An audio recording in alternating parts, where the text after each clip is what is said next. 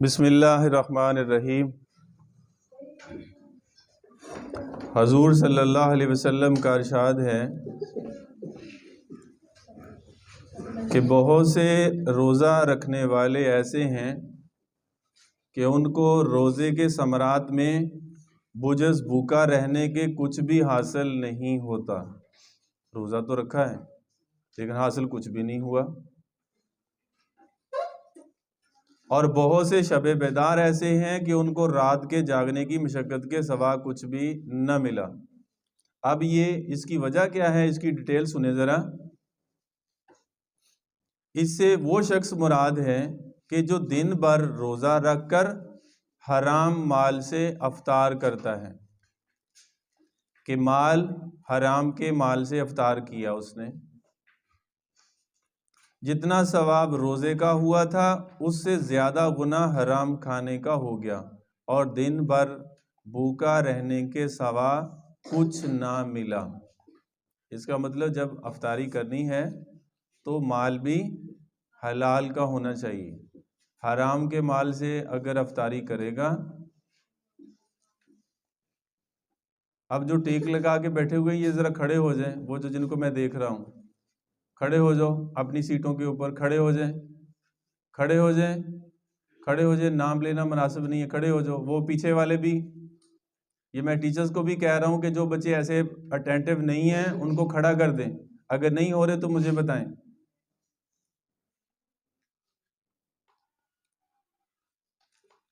اور دوسرا یہ کہ وہ شخص مراد ہے جو روزہ رکھتا ہے۔ یہ میں اب آپ کے پاس آ رہا ہوں، یہ سنانے کے بعد جو بات میں نے یہاں کی ہے، اگر وہ مجھے دوبارہ آپ نے اپنے الفاظ میں نہ سنائی تو پھر اس پہ سختی ہوگی، اس لیے بات کو دھیان سے سنیں۔ دوسرا وہ شخص مراد ہے جو روزہ رکھتا ہے، غیبت میں بھی مبتلا رہتا ہے۔ غیبت کس کو کہتے ہیں؟ غیبت ایسی بات کہ اگر کسی کے منہ کے اوپر کی جائے تو اس کو ناگوار گزرے، اس کو کیا کہتے ہیں؟ غیبت۔ اس کو کیا کہتے ہیں؟ غیبت۔ تو ایک نے روزہ رکھا ہے لیکن وہ غیبت کرتا ہے، جس کا اچھا بیان آگے آئے گا تفصیلاً۔ نبی اکرم صلی اللہ علیہ وسلم کے ارشادات جامع ہوتے ہیں، یہ سب صورتیں اس میں داخل ہیں۔ ان کے علاوہ بھی اسی طرح جاگنے کا حال ہے کہ رات بھر شب بیداری کی مگر تفریحاً تھوڑی سی غیبت کر دی، ساری رات جا کے عبادت کی اور تھوڑی سی غیبت کی ہے تو وہ ساری رات کی محنت ضائع۔ یا کوئی حماقت بھی کر لی تو وہ سارا جاگنا بیکار ہو گیا، مثلاً صبح کی نماز ہی قضا کر دی یا محفل ریا اور شہرت کے لیے جاگا تو وہ بھی بیکار ہے۔ اب اس کے اندر اس حدیث میں یہ روزے والوں کے لیے ہے کہ روزہ تو رکھا ہے لیکن اس کا اب ثواب بھی پورا ملے۔ اب اس کے لیے کیا کرنا پڑے گا؟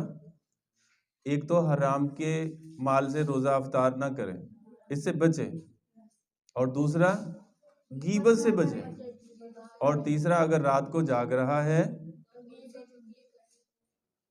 تو اس طرح کی جو غیبت وغیرہ ہے تو اس سے بھی بچے۔ آپ کو ریفریشمنٹ کے لیے ٹائم دیا تھا نا، اب اگر کوئی ہلے نا تو وہاں پھر میں نے پیچھے نکال دینا۔ یہ پیچھے والوں کو کہہ رہا ہوں، توجہ سے سنیں بات اتنی قیمتی باتیں ہو رہی ہیں اور آپ جو ہے نا وہ کوئی ٹیک لگا کے بیٹھا ہوا ہے، کوئی سستی کا مظاہرہ کر رہا ہے۔ یہ ضرورت ہے ان باتوں کی تو آپ کے ساتھ کر رہے ہیں۔ ابھی کچھ کو جو ہے نا وہ بیٹھنا بہت دقت محسوس ہو رہی ہوگی، کچھ جو ہے نا بڑے شوق سے سن رہے ہیں۔ جو شوق سے سن رہے ہیں اللہ انہیں عمل کی توفیق بھی دے گا۔ کہتے ہیں سننے کا حق ادا کر دیں، اللہ عمل کی توفیق اللہ دے گا۔ جو سننے کا حق ادا نہیں کرتا وہ عمل تو علم تو ہوتا ہے لیکن عمل سے خالی ہوتا ہے۔ اور ہمارا کام کیا ہے کہ ہمارا کام یہ ہے کہ ہم سنیں اور غور سے سنیں، سننے کا حق ادا کر دیں تو عمل کی توفیق کون دے گا؟ اب آگے نشیوں کی طرح جو ڈیلے کر کے اگر سنیں گے تو اس سے کوئی فائدہ، اٹینٹیو ہو کر جیسے ایکٹیو ہو کے بیٹھے ہوتے ہیں، تو اس لیے غور سے سنیں بات کو، یہ بہت اہم باتیں ہیں۔ اب دیکھو نا، ایک نے سارا دن کام کیا ہے، شام کو اس کو پیسے ہی نہیں ملے، کو فائدہ ہوگا؟ سارا دن اس نے اپنا پسینہ بہایا تو شام کو اس کو مزدوری نہیں ملی، اس کو افسوس ہوگا، دکھ ہوگا یا خوش ہوگا؟ وہ ہنستا ہوا جائے گا اپنے گھر، ہیں؟ یا خوش ہوتا جائے گا یا روتا ہوا جائے گا؟ تو یہ بھی کام ہے، روزہ رکھا ہوا ہے، اب صبح سے شام تک کوئی چیز کھا پی نہیں رہا، لیکن اب اگر یہ غیبت کرے گا یا حرام کے مال سے افطار کرے گا تو اس کا کوئی ثواب، یا رات کے وقت اگر اس نے جاگ رہا ہے کوئی ایسی بات کر دی کہ جو فلاں جو ہے نا وہ تو سو رہا ہے، یا فلاں جو ہے نا وہ تو ایسے ہے۔ بلکہ یہاں پر ایک بات مزید ایڈ کرتا چلوں، کہتے جیسے ہم پیسوں کو سنبھالتے ہیں، اگر کسی کو جب پاکٹ منی ملتی ہے تو اپنے وہ بیگ میں رکھتا ہے یا اپنی جیب کے اندر رکھتا ہے، تو وہ بریک سے پہلے تک کتنی دفعہ اس کو چیک کرتا ہے، دیکھتا ہے نا اس کو کہ کہیں دائیں بائیں تو نہیں ہو گئے، کہیں گر تو نہیں گئے، کسی نے نکال تو نہیں لیے۔ کتنی فکر ہوتی ہے اپنے ان پیسوں کی کہ جو اس کے پاس ہیں یا اس کے گھر والوں نے دیے ہیں۔ کہتے ہیں نیکی کی آپ کیئر بھی ایسے ہی کرو، نیکی کی حفاظت بھی ایسے ہی کرو۔ نماز پڑھنا تو آسان ہے، ذکر کرنا تو آسان ہے، بلکہ یہاں تک کہہ دیا علماء اکرام نے کہ نیکی کرنے پر جنت کا وعدہ نہیں ہے، نیکی کو بچانا اور بچا کر لے جانا اللہ کے دربار میں، اس پہ وعدہ ہے جنت کا۔ اب ایک آدمی نے 10 سال عبادت کی، 20 سال کی، لیکن اس کو بیماری لگی ہوئی ہے غیبت کرنے کی، وہ تو اوروں کے لیے کر رہا ہے نیکیاں۔ تو اس لیے اپنی نیکیوں کی حفاظت کیسے کی جائے؟ جیسے ہم روپے پیسے کی کرتے ہیں، ایسے ہی کہتے ہیں نیکیوں کی بھی حفاظت کرے۔ نیکیوں کی حفاظت کیسے کرے؟ کہ اپنی زبان سے ایسے الفاظ نہ نکالے کہ جو دوسروں کی دل آزاری کا باعث بنے، نہ غیبت کرے نہ غیبت سنے۔ غیبت یا جو چگلی ہے، چگلی بھی اسی ٹائپ میں آتی ہے، لیکن غیبت بلکہ اس کا تو حدیث میں بہت بڑی سخت وعید ہے۔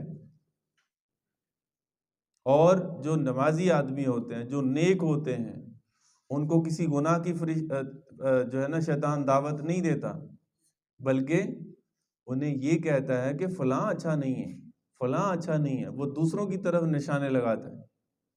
اور میں یہ کہا کرتا ہوں کہ آپ اشارہ کریں نا کسی دوسری طرف، میرا ہاتھ دیکھ رہے ہو کہ وہ اچھا نہیں ہے، وہ اچھا نہیں ہے، تو ایک انگلی کا اشارہ دوسرے کی طرف ہے، ایک، اور 3 کدھر ہے؟ 3 تو اپنی طرف ہے۔ 3 کس کی طرف ہے؟ اس کا مطلب یہ دوسروں پہ تان تشنیع کرنے والا، دوسروں پہ عیب نکالنے والا، یہ خود ٹھیک نہیں ہے۔ جب یہ خود ٹھیک ہو جائے گا اس کو سارے ٹھیک لگیں گے۔ تو اس لیے غیبت سے بچنا۔ جن بچوں نے روزہ رکھا ہوا ہے تو وہ اپنی زبان کا غلط استعمال نہ کرے۔ یہ ٹریننگ ہے اس مہینے کی، جب یہ ٹریننگ ہو جائے گی، ان کی بیٹری چارج ہو جائے گی، تو اگلے جو 11 مہینے ہیں اس کے مطابق بھی وہ کہتے ہیں کہ زندگی گزارو رمضان کی طرح۔ اب تو رمضان میں بھی جو ہے نا وہ بہت ہوتا ہے اس طرح کے معاملات، لیکن بہت سارے جو لوگ ہیں مساجد بھر جاتی ہیں، وہ کہتے ہیں زندگی گزارو رمضان کی طرح، زندگی گزارو، اور موت آئے گی عید کے چاند کی طرح۔ عید کا چاند کتنا روشن وہ کتنی خوشی ہوتی ہے کہ صبح عید ہے، عید کی کتنی خوشی ہوتی ہے۔ اب دوبارہ پھر اس جملے پہ غور کریں، کہتے ہیں زندگی گزارو رمضان کی طرح زندگی گزارو اور موت آئے گی عید کے چاند کی طرح، اتنی خوشی ہوگی۔ بلکہ کہتے ہیں جو نیک آدمی ہے اس کو تو فرشتے آتے ہیں ویلکم کرنے کے لیے کہ ہم آپ کو لینے کے لیے آئے ہیں جناب، چلیں اللہ کے دربار میں۔ تو اس کو اتنا پروٹوکول دیا جاتا ہے۔ آپ نے دیکھا نہیں شادی کے موقع پہ چھوٹی چھوٹی بچیاں اور بچے جو ہے نا وہ پلیٹوں کے اندر پھول رکھے ہوتے ہیں، اور جب مہمان جو اسپیشل گیسٹ ہوتے ہیں جب وہ گزرتے ہیں تو کیا کرتے ہیں، وہ اوپر پھول ایسے پھینکتے ہوئے ہیں، پھول پھینکتے ہیں۔ تو ایسے وہ کہتے ہیں کہ دونوں سائڈ کے اوپر نورانی فرشتے آتے ہیں اور وہ اس مہمان کو جس نے اللہ کو راضی کیا اور اللہ کی مخلوق کو راضی کیا اس کو لینے کے لیے آتے ہیں۔ تو یہ باتیں آپ سے جو میں نے کی ہیں تو اس لیے کہ یہ ہماری زندگی کا حصہ ہیں۔ آج لوگوں کے پاس اس چیپٹر کے علاوہ کوئی اور چیپٹر ہی نہیں ہے۔ پہلے تو یہ بیماری خواتین میں تھی، کون سی بیماری؟ غیبت کی۔ اب پورے برابر کے شریک ہو گئے ہیں مرد حضرات بھی، بلکہ وہ کہتے ہیں کہ ایک حدیث میں آتا ہے حضور پاک صلی اللہ علیہ وسلم فرمایا، جس حدیث کا مفہوم ہے کہ میں نے بہت ساری خواتین کو دیکھا کہ جب آپ معراج پہ گئے بہت ساری خواتین کو دیکھا کہ جہنم کی طرف جا رہی ہیں اور جوک در جوک جا رہی ہیں، اور جب پوچھا گیا کہ یہ کس وجہ سے ہے تو فرمایا کہ یہ زبان کے غلط استعمال کی وجہ سے کثرت کے ساتھ جو ہے نا وہ جہنم کی طرف جا رہی ہیں۔ تو اس لیے اپنی زبان کو، یہ جو بچیاں ہیں یا جو بچے ہیں یہ کل جو ہے نا وہ کل کے معمار ہیں، کل ایک بہت بڑی فیملی کا حصہ بننے والے ہیں، لیکن ابھی سے ہی اگر آپ کی تربیت ہوگی تو کل جو ہے وہ ایک روشن اور ایک مستقبل اور ایک اچھا معاشرہ بننے کا ایک ذریعہ بنیں گے۔ تو اس لیے میں امید کرتا ہوں کہ جو باتیں آپ کو سنائی جاتی ہیں، آپ کو کہی جاتی ہیں، تو ان کے اوپر عمل کریں گے تو فائدہ کس کا ہوگا؟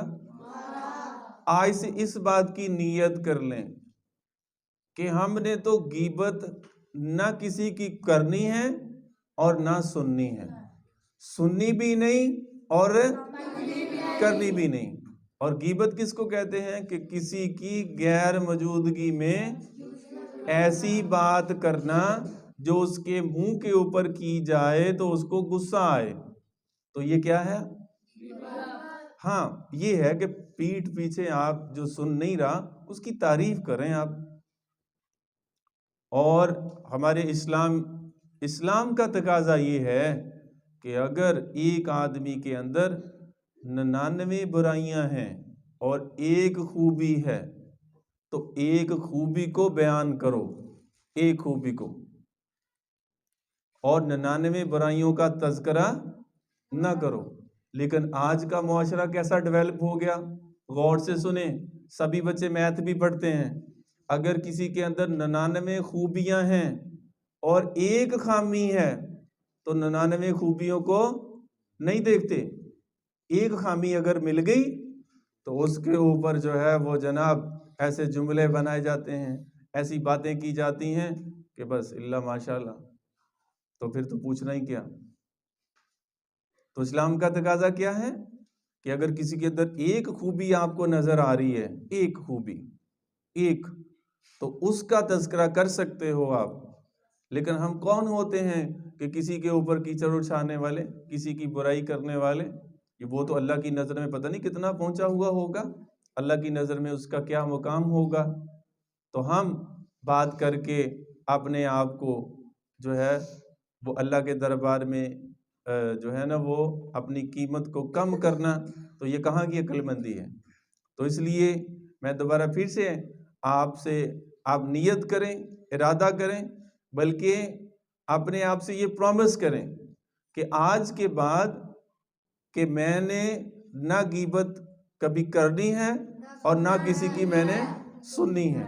اس کے بعد پھر دیکھنا کہ آپ کو عبادت کرنے میں کتنا مزہ آتا ہے۔ تو جن کو یہ عادت پڑی ہوئی ہے، چاہے وہ 5 وقت کا نمازی بھی ہے چاہے وہ تہجد گزار بھی ہے، اگر اس کو غیبت کرنے کی عادت پڑی ہوئی ہے تو عبادات کے اندر بھی اس کو مزہ، اور اس کی وجہ سے مخلوق اللہ کی تنگ ہے تو اس کو بھی عبادت کے اندر کوئی مزہ نہیں آئے گا۔ اب دیکھو آج نماز پڑھتے ہیں تو نماز میں دل نہیں لگتا، قرآن کی تلاوت کرتے ہیں تو اس میں دل نہیں لگتا، اللہ کا ذکر کر رہے ہیں تو ذکر کے اندر بھی وہ لطف حاصل نہیں ہوتا۔ اس کی وجہ کیا ہے؟ اس کی وجہ یہ ہے کہ ہماری وجہ سے یا تو مخلوق جو ہے نا ڈسٹرب ہے، اور یا ہماری طرف سے جو ہے نا کوئی پرابلم تو ہے۔ ہاں یہ کہ نماز پڑھ رہا ہو اس کو سکون نہ ملے، اللہ کا ذکر کر رہا ہو تو اس کو سکون نہ ملے، یہ کہاں لکھا ہے؟ کہیں نہیں لکھا۔ تو اس لیے یہ ہے کہ کہیں نہ کہیں تو غلط ہو رہا ہے، کیونکہ اللہ نے جو فرما دیا، اللہ کے نبی نے جو فرما دیا وہ حق اور سچ ہے، لیکن کمی اپنے اندر ہے۔ تو اس کمی کو دور کرنا، اور دور کرنے کے بعد پھر دیکھیں نماز پڑھنے میں مزہ کیا آتا ہے، اور پھر اللہ کا ذکر کرنے میں کتنا مزہ آتا ہے۔ وہ کہتے ہیں جب کہیں نا سبحان اللہ تو منہ جو ہے نا مٹھاس کے ساتھ بھر جائے، منہ مٹھاس کے ساتھ بھر جائے۔ تو اس لیے میں امید کرتا ہوں کہ جو باتیں آپ کے میں نے ساتھ کی ہیں تو اس میں ہم اس چیز کے اوپر تو ضرور فوکس کریں۔ اب دیکھو سارا دن روزہ رکھا ہے، 30 کے 30 روزے رکھے ہیں، اب غیبت کر دی ہے، اب جس کی بھی کی ہے تو آپ کا تو اکاؤنٹ خالی ہو گیا۔ تو اس لیے نا یہ بہت ضروری عمل ہے کہ دوسروں کی عیب، دوسروں کی غیبت، بلکہ کہتے ہیں اللہ نے کتنی آنکھیں دی ہیں؟ سب کو کتنی دی ہیں؟ سب کو کتنی دی ہیں؟ 2۔ اب بتاؤں ان سے کرنا کیا ہے؟ سنیں پھر، ایک آنکھ سے اپنے عیب دیکھیں اور دوسری آنکھ سے دوسروں کی خوبیاں، ایک آنکھ سے دوسروں کی خوبیاں اور دوسری آنکھ سے اپنی عیب، اپنی خامیاں، ان کو جب دیکھیں گے تو کوشش کریں گے کہ میں اس کو ختم کرنے کی کوشش کروں۔ لیکن آج ہو کیا رہا ہے؟ آنکھیں تو اللہ نے 2 دی ہیں، اب ایک آنکھ سے دوسروں کی خامیاں دیکھ رہا ہے اور دوسری آنکھ سے اپنی خوبیاں دیکھ رہا ہے، تو کام الٹ ہو گیا۔ تو کام الٹ کو سیدھا کرنے کے لیے کیا ہے؟